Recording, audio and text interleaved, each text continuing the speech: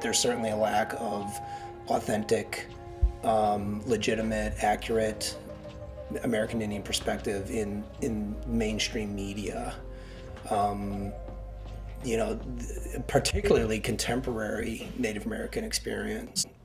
It seems like when you do hear about Native Americans in the mainstream media, whether it's a news program or if it's a Hollywood movie, God forbid, you know, it's almost always something set in the past.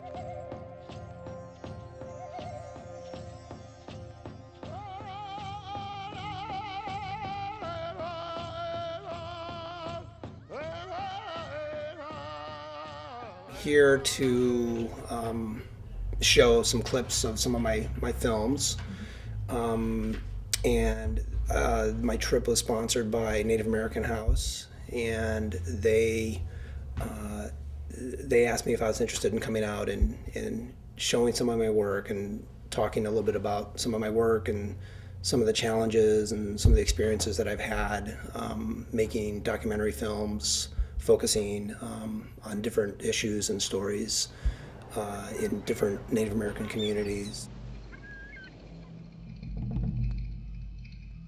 As lightning strikes the Golden Gate and fire dances the city streets, a Navajo child whimpers the tide's pull, and Sioux and Cheyenne dance lowly on the ground.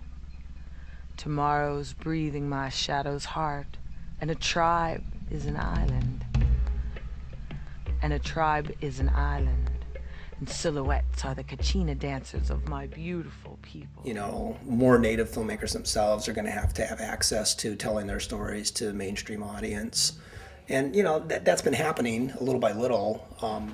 That's going to take a generation, you know, and it's going to take Indian students, you know, learning their craft and becoming storytellers in the way that mainstream, you know, media tell stories. And I think then you'll see kind of a shift, but it's going to take a while. There's no doubt about that. They were Navajo, Lakota, and Chippewa. They were Pomo, Mohawk, and others. Once people were in the cities, they started looking for each other and finding each other, which is not what the people in the relocation offices had intended.